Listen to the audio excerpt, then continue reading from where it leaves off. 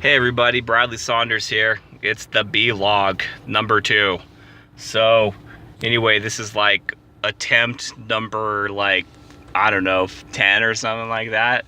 I just keep getting interrupted. And I like to do it all in one take because then I can just post it all on YouTube and I don't have to do any editing, and that's just because I'm really lazy.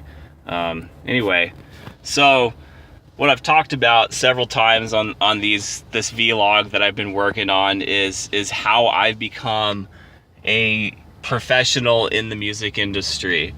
How I basically gave up on all of my other pastimes, all my other jobs, all the things that you know, the jokes are on musicians, to just do music only for pay and not do anything else.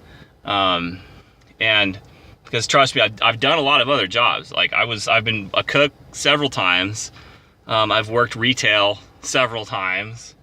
I've been a delivery boy several times. I've worked as a substitute teacher in stuff that's not music several times. And so I've done a lot of things that are not full-time music. And the thing is that to be an actual bona fide professional musician, you just basically have to just do it full-time and not do anything else, and just say, look, I'm gonna do this, and we're just gonna do whatever it's gonna take to make it happen.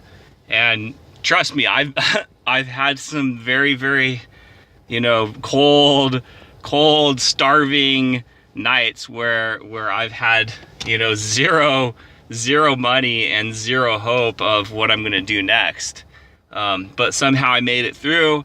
And but anyway, so basically my story starts back in high school. You know, like everybody else, I was in the bands, I was in the choirs, I was in all the above, trying to get as much as I could.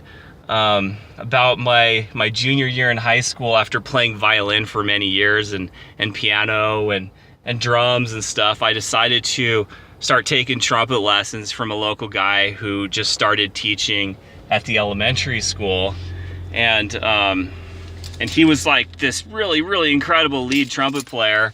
And so he taught me a lot about playing lead trumpet, and just kind of showed me the ropes about, like, this is what a professional trumpet player sounds like. If you sound like this, then you can maybe join the ranks of professional trumpet players. But you probably want to learn this other stuff too. And he gave me the Arbenz book, and he gave me the Clark book, and he gave me probably the Keith Johnson book too. You know, all this other stuff that trumpet players work on. We started working on the Hummel trumpet concerto together, and that was a lot of fun. So anyway, so then I go to college, and I go to the local junior college, and they had a pretty decent music program. I mean, I guess by today's standards, maybe not so, but back in the day, you know, music programs were kind of not like they were today. The kind of decent music programs today are pretty nice, you know. The really good ones are like really nice, right? But back then it was like, well, whatever we have. You know, we have this old bass drum, an old snare drum, you know, old vibraphone, and some bells. It's like, that's all you need for percussion, right? And then whatever else you might need, you know, you can go find from somewhere, you know.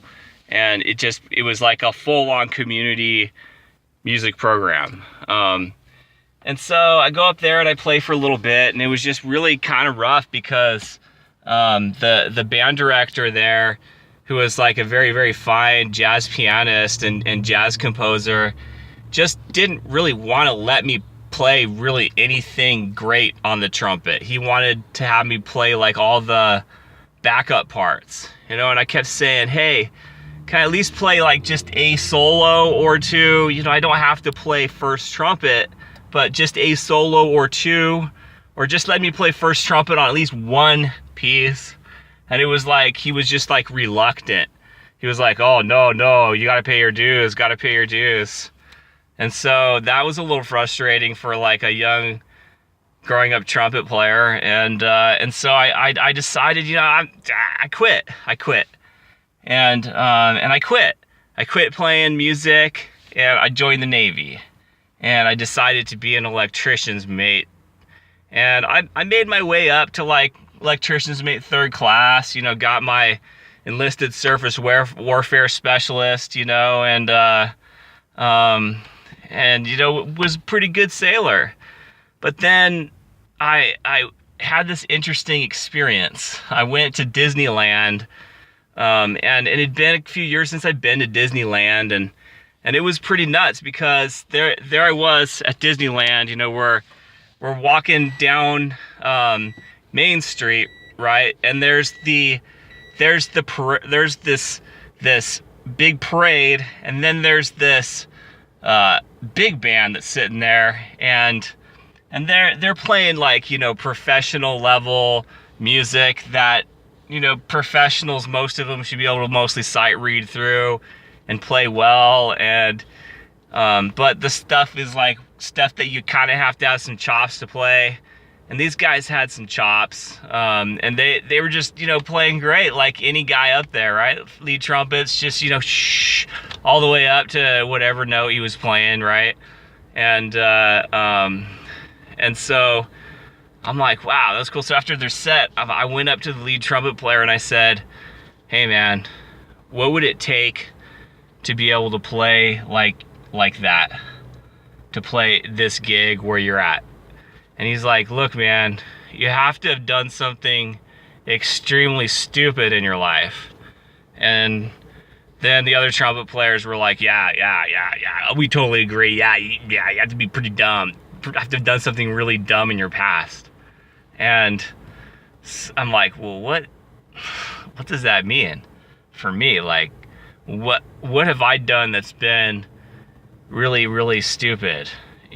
Something that would lead me to be a musician. And I'm thinking, well, there's nothing in my life. But now, that was like maybe 15 years ago. In hindsight, it was joining the Navy, because what had happened is when I was at Disneyland, there was like, hearing the, that brass band that was playing down on, down by Tom Sawyer's Island, that kind of music. Those guys are really, really solid studying musicians that probably went to college and probably have master's degrees in performance and probably went to Eastman School of Music, right? And places like that. And they're just really, really good musicians. They're just really well studied. And so I decided, well, hey, what am I going to have to do to become that good of a musician? Well, I have to have done something really stupid. That's one for sure. That's what that guy said. Second is I have to be a very well-studied musician. I have to know every aspect of my horn. I have to know every style, every nuance, every vibrato type, I have to know, if I'm playing, a certain part, I can't be too bright, I can't be too dark, right? I have to know those things. And so I started, using my Navy money to get lessons from the top guys in San Diego. Top guys. I mean, we're talking about Calvin Price, who is the principal trumpet player of the San Diego Symphony, and the guy that played that trumpet solo in Star Trek First Contact, featured soloist type stuff. And then of course Dirk Coleman, who's another like big working trumpet player down in San Diego, does a majority of the working down there for trumpet. He's also, he's also a music contractor for the Musicians Union, so, he can get people gigs and stuff. And unfortunately, he couldn't give me a lot of gigs because I'm not part of the Musicians Union. But anyway, it was, you can't be part of a union because you're in the Navy, right? Because the Navy killed everything for you, right? And so anyway, so I work with him, and then when I moved to Washington, I work with Charlie Butler a little bit, and then work with some other people a little bit, and then I get out of the Navy, right? And then I become full-time music student, music major, doing it all over again, right? Taking first, second year theory again, right? Learning all that stuff. And then eventually getting really serious about my trumpet playing, started recording myself. You know, I've recorded thousands of songs just with myself, my voice, my trumpet, whatever I can find, just for myself, right? So I could work my chops up, because the best musicians in the world have a lot of experience. That's the one thing they have going that you don't have, right? Is they have, you know, that experience, that they're gonna go and they're gonna do that that gig, and they're gonna play it perfectly, just in the style of whatever they want, because those are, you know, because they've studied the people that have played those albums, right? For instance, like if you've studied anything about how the lead trumpeters play, right? You know, it doesn't really matter who you have in LA playing the lead trumpet part for any kind of like straight ahead jazz piece or Latin piece or funk piece. They're right there playing it exactly like you should play it, and they're almost playing it exactly the same. I mean, you could put them, you know, straight. I mean, there's very little differences in the style of how they play the stuff, because there's just a certain way you're supposed to play it. And so anyway, I guess where I'm getting at is I just studied really, really, really hard. And now I'm teaching, and I'm playing and doing everything I can to just kind of keep being music, you know. I've decided to not work a second job anymore, and just, you know, if I have to, you know, I'm just gonna do lessons all day and teach whatever I can. You know, I teach beginning piano, I teach music theory, I'll tutor kids on how to get into college, whatever it's gonna take to make ends meet, and then also inspire people to do more music, because when I'm teaching, I'm constantly studying it. So it's just like constant study of music. So I'm not really, when I'm teaching, I'm studying it. When I'm not teaching it, I'm studying it. When I'm playing it, I'm studying it. You know, every last little bit of music that I do during the day is just a constant study. So I guess that's all I really have to say.